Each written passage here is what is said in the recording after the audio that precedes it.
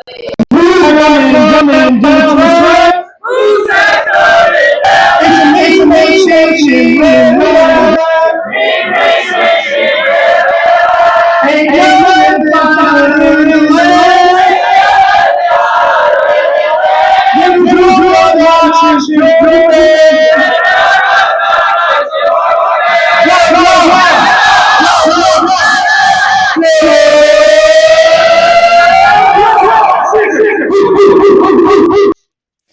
What's up, y'all? This is John and Mike back for another episode of the Nothing Finer podcast. As always, we are live on Millions and as a part of the Fans First Sports Network. Today, we are recapping all the big games from week one. But before we get to that, I highly doubt either of us are drinking today. We got to talk about this watch party. Dude, that was so much fun. That was awesome. Yeah, dude, it was a great time for most involved.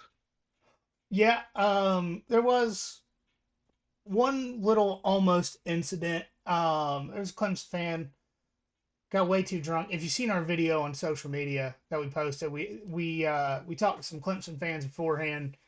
One dude got way too drunk, and then Georgia kicked the field goal to go up 6, and he just started personally attacking people and like trying to fight almost, and then just walked out. But we did meet some cool Clemson fans. We met some cool Florida fans. Yeah. Everybody there was awesome. We had a great time. Mm-hmm. It was a ton of fun. We gave the tickets. We gave a bucket of Jameson canned cocktails, like the orange Jameson cocktails. Mm-hmm. T-shirts, footballs, like foam glow stick situation. I don't know what they're actually called. They give them away at a bunch of sporting events. Yeah. Man, it was so much fun. If y'all are going to be in Savannah for any Georgia game this season, we may not be there, but Barrel House is doing it up big. They're going to be doing this for every Georgia game this season. We're going to be there for most of the away games, and it's just going to be a great time every week. Yeah, the guy from Rock 106 gave me shit when we were doing the throwing stuff out. I just instead of taking the beads out of the bags, I'm just fucking tossing bags of 20 beads at people across the bar because I didn't know what the fuck was going on. He's like, "Yeah, you killed that, buddy." I'm like, no one gave me any instructions. I was way past gone at that point. I was like, I didn't break any lights. Instruction unclear. Dick Cotton ceiling fan. 100%. Yeah. I almost got a couple lights. I was going like full like Carson Beck. I'm like, fuck it, he's down there somewhere. No, dude, no. I was doing the ref toss. Yeah. No, I was going over. Spin on it. I was going over. Man, the guy that won the best Bart competition, I threw in one of those tiny. This thing's like 2.5 inches long foam footballs, and it's way too high. He reaches up, one hands this football behind his head, and for the rest of the day, he was just wide receiver 1. That was his name. Mm-hmm. Yeah. But yeah, guys, absolutely go check out Barrel House for game days. It is the spot to be in Savannah for game days. We're having a good time. The radio is going to be out there for the watch parties. If you're local, listen to Rock 106.1. You probably heard us out there. Potentially could be hearing more. Maybe. Yeah, maybe. Yeah. But we had a great time. I'm drinking water. Same. We left there and went to Slush Fest. So did you get slush? I didn't. I got at least one beer. Oh, okay. And that's a question on how many I got. No idea. No, we had a great time. Yeah. And I spent all day yesterday and today watching the rest of the games. So I'm ready for it. I'm ready. Yeah, dude, we're back. We're back. We are back. We're back. All right. As always, talking about the first game, Georgia-Clemson, number 14 coming into the week. Clemson, number 1, Georgia. Georgia was 13.5-point favorites, hit that cover, and the under hit. Yeah. Well, and I think before the game, I think they went down to 11. No, they went down to 10. Sheesh. Yeah. It doesn't matter. Nope. Didn't matter. Dogs obviously won this game 34-3, outgained Clemson 447 yards to 189, outrushed Clemson 169 Nice. to 47. And Georgia had 7 penalties for 70 yards. Clemson had 3 for 15. Wasn't a fan of some of those, but overall, it Yeah. was it was a clean, well called game. Yeah, that one penalty I think was on the Dylan Bell, like what, 30-yard run or reception got Yeah, brought back. That yeah. was tough. But And there was a couple pass interference that I was like, you sure? right. Are you 100%? Um, but you know, if you're questioning it instead of saying that's absolutely not that way, it's a good called game. Yeah. I'm not going to complain about penalties, even though they had a lot. Um, Stats on the day: Carson was 23-33 for 278 yards and 2 touchdowns. Nate Frazier, 11 carries, 83 yards, and 1 touchdown, including a very Nick Chubb-esque 40-yard run. He also had a 24-yard reception. Cash Jones, Who? Cash Jones, Who? 1 carry for 15 yards and a touchdown, 2 catches for 14 yards. And, second coming of Lad McConkey, maybe? London Humphreys. Led the team Yeah. in receiving, 2 catches, 63 yards, which includes a 40-yard touchdown.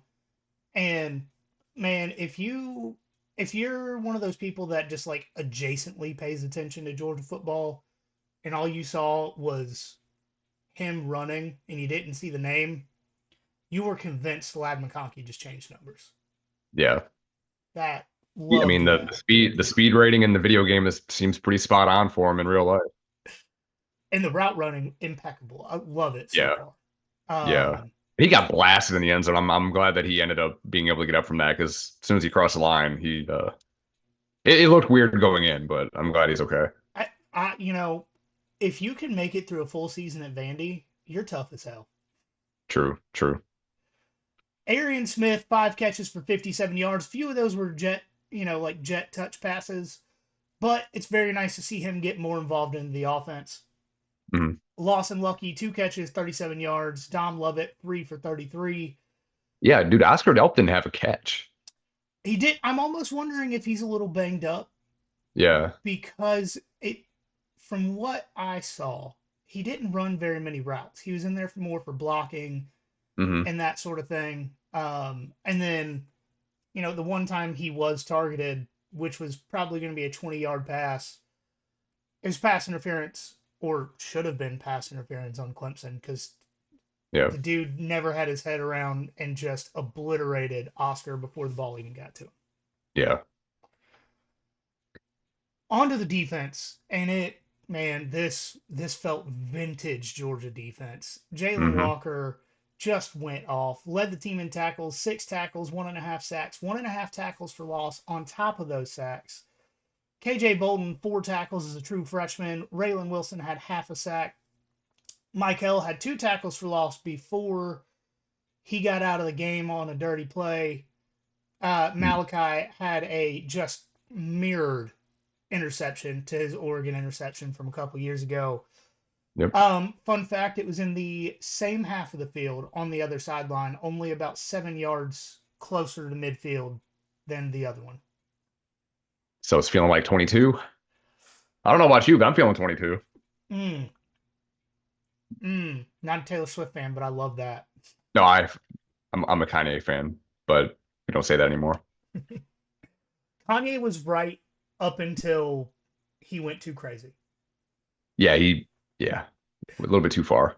Cade Klubnik, not great. 18 to 29 for 142 yards, 4.9 yards per attempt, and an interception. Bill Maffa also didn't have very much running room. I mean, he had a decent day for running back Yeah. against the Georgia defense, but at the same time, man, I feel like Clemson struggles once again just come down to the offensive line. Not, look, Yeah. to their credit, they held up in the first half, and then it just they were tired. They were beat to Yeah. shit. Hmm. Um, So getting into some awards. And the very first award of the day goes to it. Well, the award is Mr. Walker went 16 yards. He drove right over Orange Church, just driving and running with those big strides. My God, a freshman. and this may be our first freshman award to a running back since we started doing it, which just makes the award "My God, a Freshman" so much better. But I will say it's a shared award this week, and I say that because there were two true freshmen that had massive impacts into this game. First one, Nate Frazier. We already talked about his stats a little bit, but he looked insanely good for a true freshman. Yeah, it helped ease my mind because we talked about it toward the end of the last pod, the preview one, about a little bit worried about the running back room not having Roderick or Trevor playing in that game, but he eased those worries. So running back room definitely a strength going forward. Absolutely. And we've talked about it ad nauseum. Clemson's defensive line is very good. Elite. The only elite part of that team is that defensive line. Their linebackers are also pretty good, but Yeah. two guys, depending on what formation they're in, cannot make a difference when, especially their secondary is struggling as much as they were. Mhm. I mean, man, his vision, that cut inside of the hole going through the offensive line, that I know we've compared a couple of guys to Nick Chubb before, but that man, I'm excited about his future in Athens. Mhm. Second freshman getting the award today, KJ Bolden. True freshman. If you remember back about a year ago, he flipped from Florida State to Georgia on signing day shortly after Dylan Raiola flipped to Nebraska.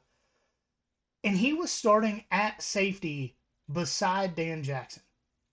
And that's because Malachi Stark switched position to star corner this year. But KJ, third in the team in tackles, or tied for second with 4 solo tackles, blowing up plays all over the place. He was exactly what we hoped he would be, and not everybody thought that he was going to do it as a true freshman. But Mhm. to be a true freshman starting at safety in Kirby's defense just speaks to the kind of player he can be. And the last guy that did that is Malachi Starks, who, you know, according to Javon Bullard on Twitter, is the best defensive back in the country. Argue with your mama. Yeah, there you go. And with what I was gonna say something about KJ, but now I forgot what I was gonna say. I will come back to me. All right. Offensive player of the game, new guy on the team, London Humphreys, and we already talked about it. Just looks so much like Lad running routes, catching, getting away from defenders. For this to be his first game with the team and to play like he did, with really only getting in towards the end of the game, he didn't really play much in the first half. Hats off to this kid. So glad he's only a sophomore because his draft stock went up a little bit Mhm. on Saturday for sure. Oh, I remember what I was gonna say about KJ. He almost had an interception too when Cade kind of did like a fuck it, someone's open down there somewhere thing. Came pretty close to that Yeah, as well. That's what I was gonna say. and he had 2 hands out. Yep. Hmm. That's very, very good to see game one for a true freshman. Defensive player of the week, and so this is another award that we are sharing here. I don't know if we've ever shared awards on the show, but we're doing it twice just because so many people stepped up in such insane ways. First up, Jalen Walker just being an absolute fucking menace all day long. In every position he played, stepping it up once Michael Williams went out with an injury. Jalen Walker got that 1.5 sack and 1.5 tackles for loss, playing for Michael when Michael went out. Yeah. So that just tells you what he can do. 6 tackles, 3 of them solo, and then, like we said, 1.5 sacks, 1.5 tackles for loss. The second player, Malachi Starks. I'm pretty sure every week since he's been on the team, he has been in the conversation for one of these awards. But changing positions in going into his junior season because the team needed somebody that they could trust to play star. Coming in, allowing, I believe, 0 receptions, 0 yards, making running stops, and then that interception is just insanity. Yeah, chef's kiss. Yeah, if I truly think that he went from a borderline round one guy just because safety's devalued in the NFL to, if he can play slot corner as well as he is right now, you're talking about a two position defensive back that can play two of the harder positions on defense. That's moving on up. I mean, he's been doing it since day one against, Oregon a couple years ago. So it's not a flash in the pan thing. Like, dude's been legit since day one. Absolutely. And switching up the name of an award this week, we are not doing a hardest worker award. We're calling it the Lumberjack this year. And we're calling it that because, it's been one of the things Kirby's talked about since pretty much his first day at Georgia. Keep chopping wood. And the player this week that we feel has kept chopping wood, Arian Smith. Didn't transfer again. He's had multiple opportunities. Come back, not getting a ton of stats and being open to running the ball. He had 1 carry, playing wide receiver, doing whatever the team thinks will help the team. Guy that we wanted to see more from for years, and just gets plugged in all over the offense and does it well. Yeah. I couldn't agree more.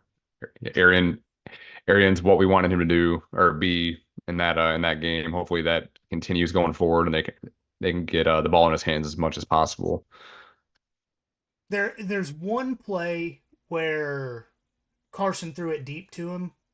Yeah. Where he didn't catch it, but be honest, that's on Carson. You can't overthrow the fastest guy, one of the fastest guys in the country, by 15 yards. That's just right. Yeah, that's a little much. Yeah. Were you at all concerned, kind of just going back to the game itself, were you at all concerned about just kind of how the first half went on offense? Because I mean, I didn't expect it to be high scoring at all by any means, but it did take them a while to kind of get it rolling. So I'm gonna say no, because Kirby respects their defense. I say that because he recruited half the guys on their defense. So I think that was more of a, keep it relatively conservative, take shots when you see them, but just kind of feel out, see what they can stop, see what they can't stop, and we'll exploit it later. Yeah. Kind of like the first couple of rounds of a boxing match, the first round of an MMA fight. You're getting your distance, you're seeing how they react to things, and then once you get further into the fight, you beat the hell out of them, get them tired, and finish it. Yeah. Virginia Tech at Vandy. We were both wrong. We were both very disappointed. Very, very wrong. I don't. I think Sandman exited on Saturday. Did he ever show up? Because they were down, what was it, 17-0 or 20-0? At 20. No, it was 20-3 when they got down that bad. Yeah. Okay. Yeah. Vandy won this game 34-27 in overtime. For the Virginia Tech side of things, Kyron Drones had a good day. 22 of 33 for 322 yards, 2 touchdowns, 1 pick. If you had a gun to their head, they couldn't run the damn ball, though, and that's a problem. Against arguably the worst team in the SEC, that's not a good look. Maybe we were a little bit too high on them having all these returning production when they did go 6-6 last year. We didn't really hit on that too much. That is it a good thing to have such midness come back? I don't know. Yeah. They had 30 carries for 75 yards. Yeah, that's not good. No. They also gave up 4 sacks. Also not against Vandy, not ideal. Yeah. To be fair to Vandy, right? On the defensive side of the ball, Clark Lee, who coached multiple top 5 defenses in Notre Dame before he got the head coaching job at Vandy, Clark Lee took back over defensive coordinator. So there we go. Okay. Clark Lee, when it comes to defense, phenomenal coach. There's a reason that he was sought after for Power 5 jobs without ever being a head coach. Just Hmm. to throw that out there. And also, he's willing to do what it takes to win as much as he can at Vandy, because for the offense on Vandy's side, they pretty much just said, hey, New Mexico State, you beat Auburn last year. How about your entire offense enter the transfer portal, including your head coach and offensive coordinator? Nashville's a lot nicer than New Mexico. Yeah, I don't think that's too out there of a statement. No. Clark Lee, like I said, got the entire New Mexico State offense, including their quarterback, who was 12 of 16 for 190 yards and 2 touchdowns passing. And then had 26 carries for 104 yards and a touchdown on the ground. Hmm. Yeah. Yeah. Vandy with an actual dual threat quarterback, are they good enough to win some SEC games? I think so. I think they can. Go for it. I don't. No, Sam. Like I don't remember that. They don't play Florida, but if they were going to play Florida, I would definitely pick Vandy to win that game at this point. Um. All right. So as of Monday, September 2nd, Vandy's beating South Carolina. When do they play? 'Cause November it's not 9th. next. Oh, okay. But yeah, if they're going to play to like next week, definitely for sure. Um. Other than that, they have a brutal SEC schedule. Well, okay, what they have Bama. They don't have Georgia. They have Bama, Mizzou, Kentucky, Texas, Texas. Yeah. Yeah. Auburn, LSU, Tennessee. And Uh, Auburn scored 73 points. I don't they care who did. it's against. When you score 73 and allow 3, that means you're better than you were when you lost to New Mexico State. Facts. Yes. So Auburn or Vandy at least one SEC win this year. And to be honest, if I can get on my bookie after this and that is a bettable line, I'm taking it. Yeah. Moving on to a disappointing SEC showing, To Miami say the and least. Florida.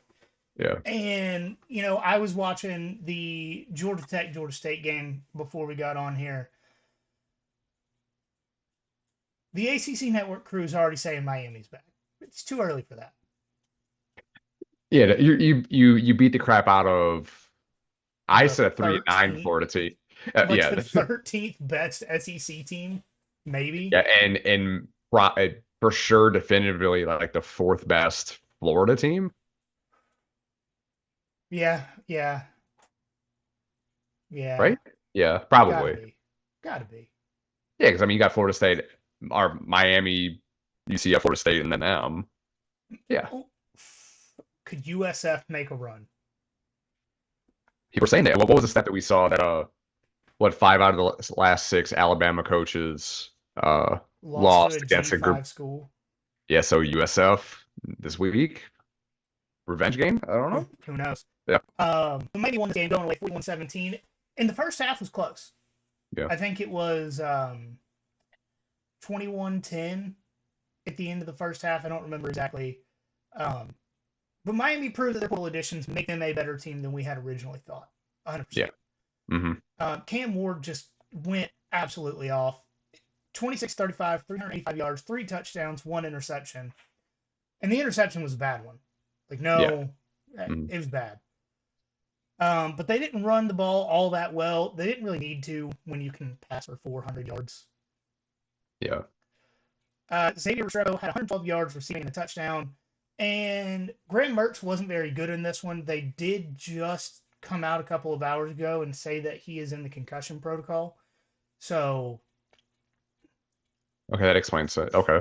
Yeah, for him to have 74% completion last year and come into this one get 50, just over 50. He went 11 for 20, 91 yards and a pick. Montreal Johnson was able to run the ball pretty well, 11 carries for 106 yards and a touchdown. But question for this game: is Miami that good, or is Florida that bad? Like, was Florida struggles with Graham Mertz being injured and Miami being that good, or is Florida just that terrible? Well, did Lagway come in? I didn't watch the So end of the because it was a blowout, he so I he don't know. did. He didn't throw the ball very much. I think he went 3 for 6 for like 15 yards. Okay. Um, but his decision making was not great. They had him in a lot of RPO Mhm. plays, and the P wasn't much of an option. It was just who's running the ball. Yeah. Um, and he kept it more often than he didn't, and he got little to no yards more often than he didn't. Okay. So with that said, I'm gonna say Miami is that good. Okay, Yeah. I mean I don't know. I mean it's definitely a mix of both because Florida obviously didn't look that good, but I was a Cam Ward doubter same. to that because I mean again he played out west. Nobody really saw. I mean I couldn't name you like one good thing that he did out there. Just heard his name a lot. But yeah, dude, he played really well. Did you see after the game, Florida had all the recruits they had come for the official visits, like Uh-huh. down to the end zone, and like everyone's like, "Come to the U," like, and stuff like that. I'm like, it's a bad fucking look. And then Billy Napier in the post game couldn't get the lid off the water bottle.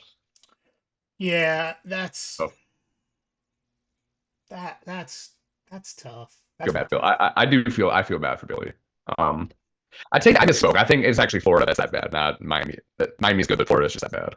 So, Miami is head and shoulders above every team in the SEC. Well, from what they've shown, they're at least ahead of Georgia Tech. yeah. Oh yeah. Yeah. I mean, I And would trust Cam Ward over Haynes King.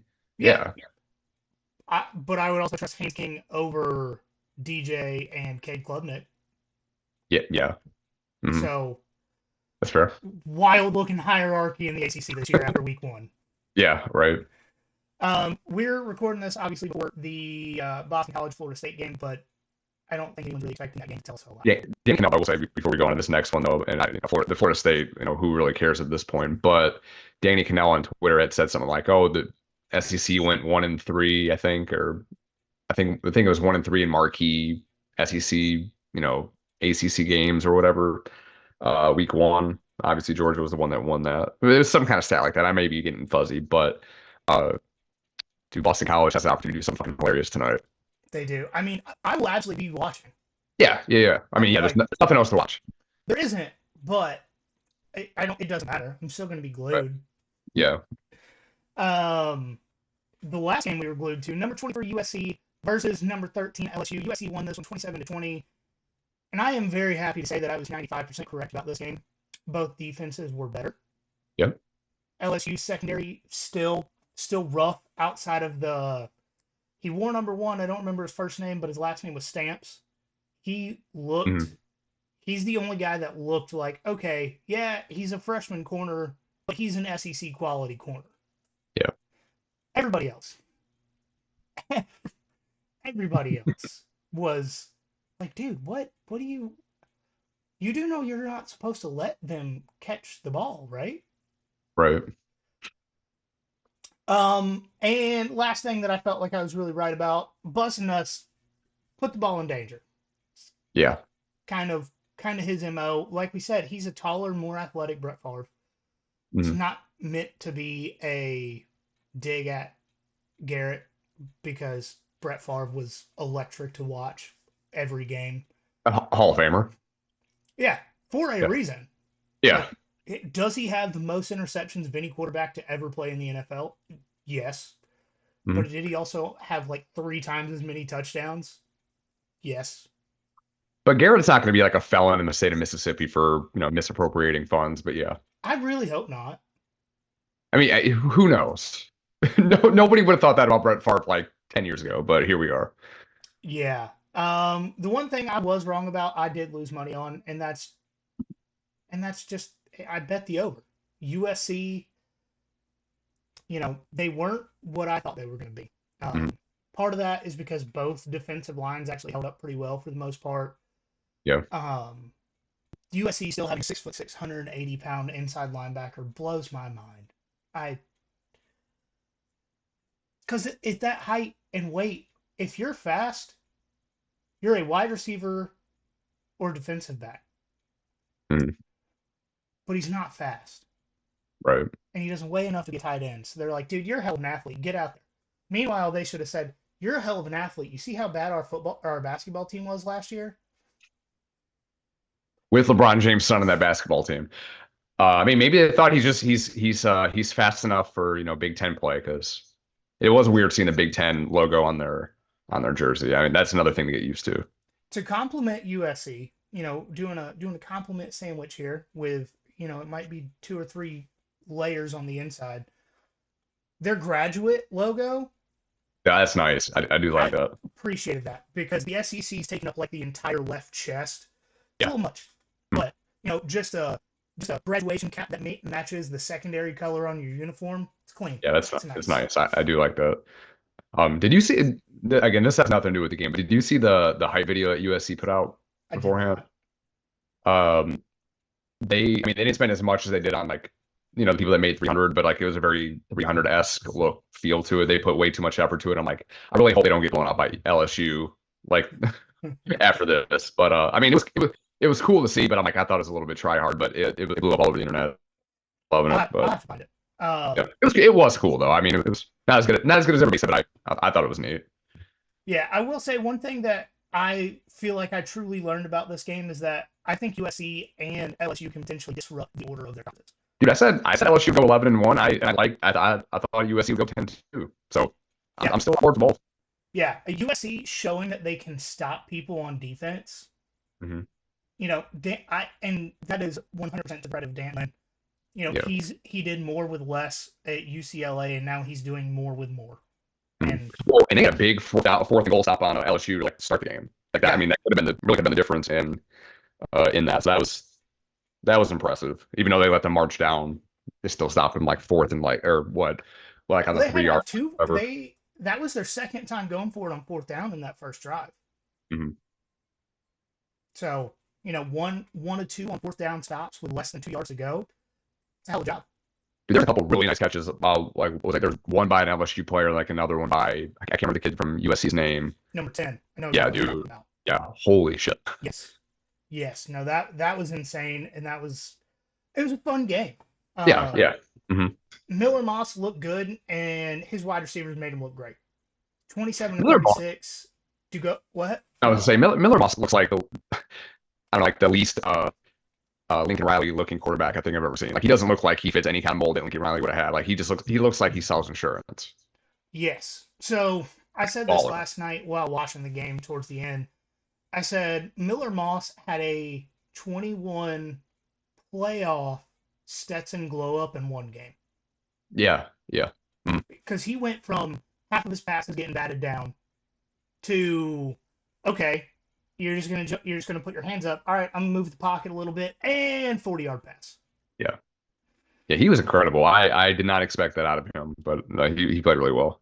27 to 36, 378 yards, 1 touchdown, and former Mississippi State Bulldog Woody Marks had more carries and yards than probably his entire Mississippi State career.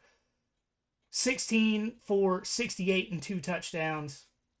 We've already talked about him a little bit, but Garrett Nussmeier also looked good, but in his style, threw an interception. 29 to 38, 304 yards, 2 touchdowns, and then that game-ending interception.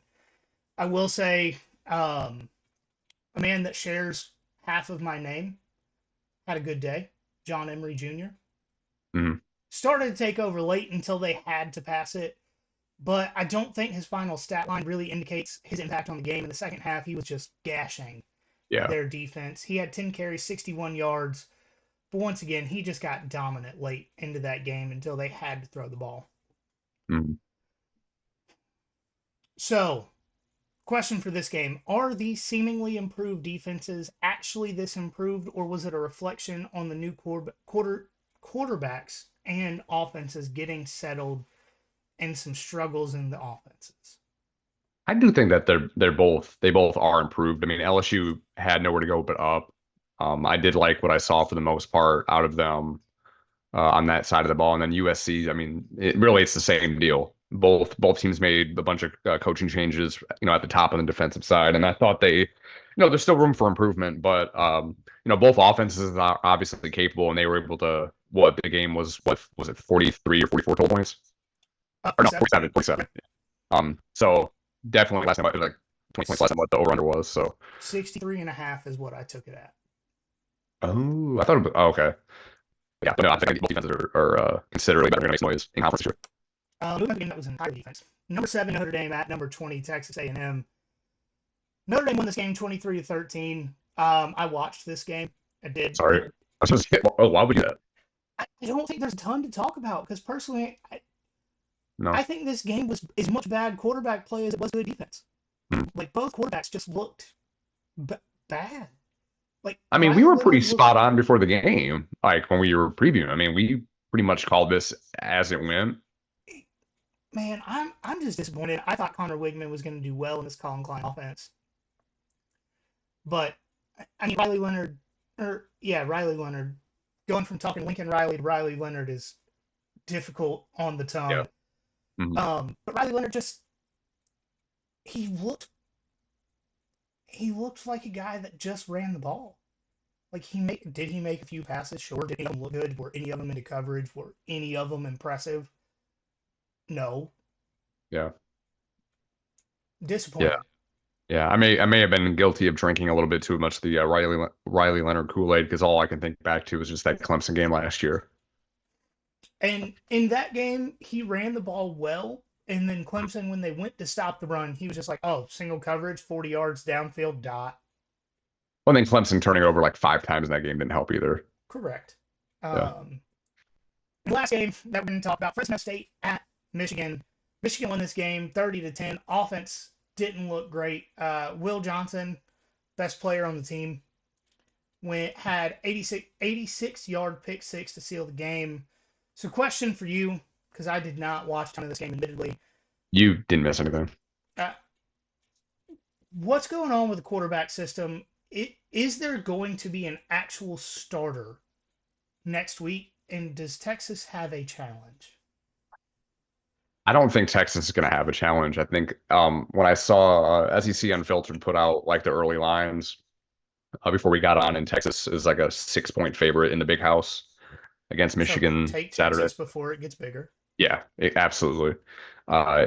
That's wild to me because I mean Texas looked really, really good. I mean, granted they weren't playing anybody, but they looked much better even with all the losses that they had. Michigan, I think they're gonna be in trouble. They started Davis Warren. He was a walk-on senior. Oh boy. Yeah. He did win the was it the Bullsworth, whatever the trophy. Yeah, he won that. Well, he won that award for the week for best walk-on player, I guess. But okay. He didn't look great. He looked like a taller Cade McNamara, and that's not a compliment. Iowa put up 40 points. They did. They did 40-0.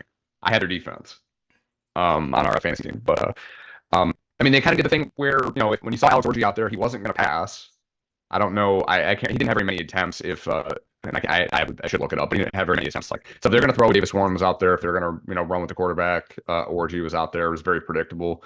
Donovan Edwards did not look good either.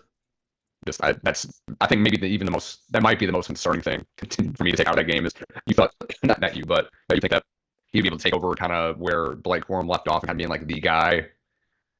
He would do well against Fresno was a 9-win team last year, but it didn't look good.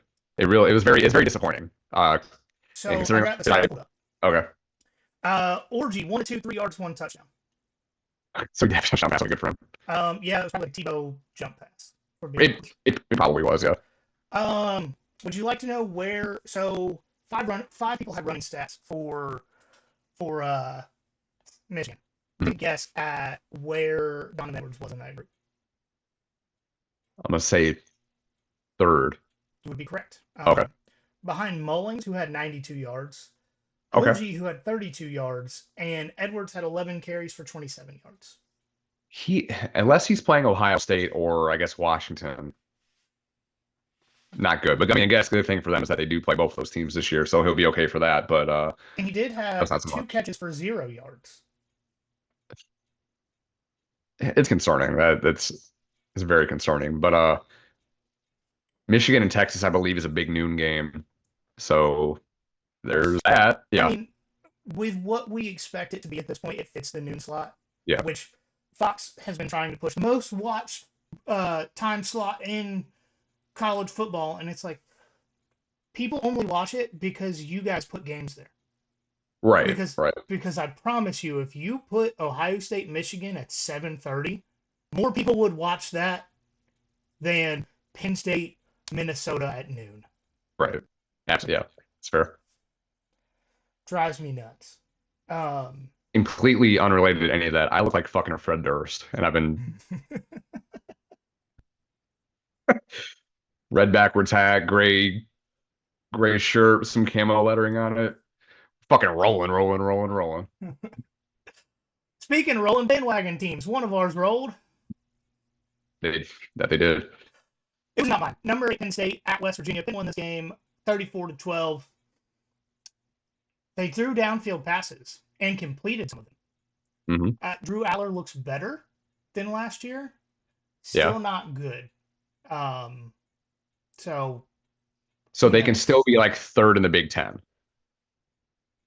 USC may have something to say about that. Yeah, they do play each other. They do go head to head. I am watching that game. Yeah, that should be good. Yeah. A lot of special teams issues for West Virginia, but I will say they had 3 turnovers on their own side of the field close to the red zone and gave up 3 points off of all 3 turnovers. So their defense is doing better. Just to say that. Yeah. Offensive line needs some help, and they had 2 times where the long snapper missed the punter with the football. So. Yeah, you're not supposed to do that. Nope. And with Pat McAfee there the day before, like, come on, guys. Yeah, that's a tough look. Yeah, definitely the way we thought it would. And we'll get into that real quick after I talk about my bandwagon team. But we do have a couple post-game voicemails to get to. Oh shit. Okay, we got a couple things. Okay, so I'll go through mine quick. So my bandwagon team, and I forgot to bring them up in the week 1 preview was Arizona. I felt bad because I should have picked this game because you picked yours. And I just kind of went along with it. But New Mexico at number 21, Arizona. Arizona won 61-39. No Fafita, 442 yards, 4 touchdowns. The vast majority of that came to wide receiver McMillan. I'm not gonna try to say his first name. You know how to say his first name? By T-Mac. Perfect, T-Mac. I can say that. T-Mac 10 catches, 304 yards and 4 touchdowns. His touchdowns went for 78 yards, 69 yards. Nice. 40 yards and 17. So did you know? Take out that. Did you know T-Mac broke the NCAA record for most receiving yards in a game? Did he really? Yes. Like last or Saturday? Yeah, 304 yards. That's the record? Now it is. I was about to say, that's what ESPN said the other day. That doesn't seem right, but I mean, maybe. I don't know. Could be. Okay, I'm pulling it up. Most receiving. Oh, no, you are correct. It is 405 yards by Troy Edwards in 1998 at Louisiana Tech. He broke the school record. Oh, okay. I mean, still 300 yards receiving or 300 yards doing anything besides throwing is incredible. He did the majority of that. That's crazy. But no, I mean, Arizona's offense looked good. Defense giving up 39 in New Mexico, not ideal. You want to do better than that, clean that up for a Big 12 play. But you know what? Better than Texas Tech. Texas Tech almost lost in fucking overtime to Texas Abilene or whatever the hell it was. Abilene Christian, that's what it is. They almost lost to them in overtime. So there's a storm rolling in and power has flickered 3 times in the last 5 minutes, so we need to roll through. Yep. All right, doing the post-game Calling the Dogs voicemails. Hey Mike, it's Barbara from the beautiful Upper Peninsula of Michigan. Rooting on them dogs. Go Dogs! I'll tell you what, y'all. When it hit halftime, I thought for sure I was going to have to come on here and talk the Bobo haters off the ledge. And you know what? I wasn't a big fan of the slow start myself. But in the second half, we got out there, and we got it done. I'm so excited for this team. It's not perfect yet, but it's game 1. It doesn't have to be perfect yet. I'm pretty happy with the way things went in that second half. I'm really happy with the way that defense played all day. Jalen Walker looks incredible out there, and it shows. It was very nice to see. We gave up the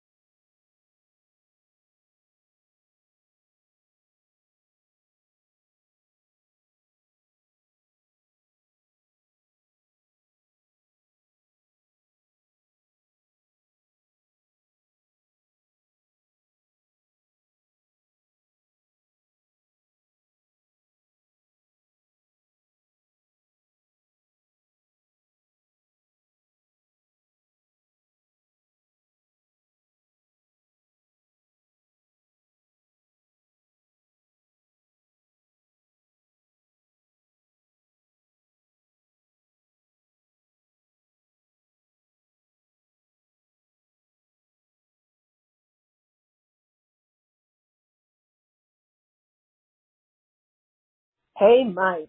It's Barbara from the beautiful Upper Peninsula of Michigan, rooting on them dogs. Go dogs!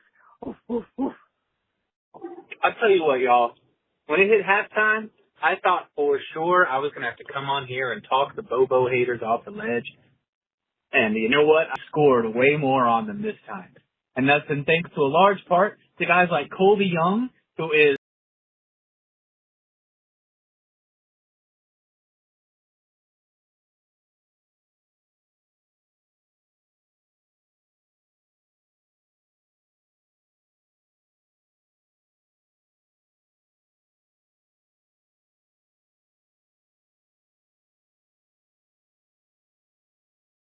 the same number of points to Clemson that we did 3 years ago, and we scored way more on them this time. And that's been thanks to a large part to guys like Colby Young, who is bringing me back flashbacks of Lawrence Cager and his ability to make catches in the red zone. It's thanks to guys like London Humphreys, who was reminding me a little bit of Brock Bowers on that long touchdown catch. I can't even lie to you. By the way, both of those guys were guys who got out of the transfer portal. Think about it, Dabo. Think about it. Again, I mentioned this on Instagram. Our transfers alone outscored Clemson's entire team, quadruple. So again, something to think about there, Dabo. Nate Frazier looks like an absolute stud on day one. That was like a Nick Chubb, North Carolina coming out party almost. He didn't get as many yards. He didn't get as many massive runs, but he just looked every bit the part. Against a very good Clemson front seven, mind you. So this is going to be a really fun football season. This is going to be a really, really fun football team to watch develop. And I'm excited to see where we're going. And that's fine. I didn't think I'd be saying that. But this team looks really, really good, and it is only going to get better.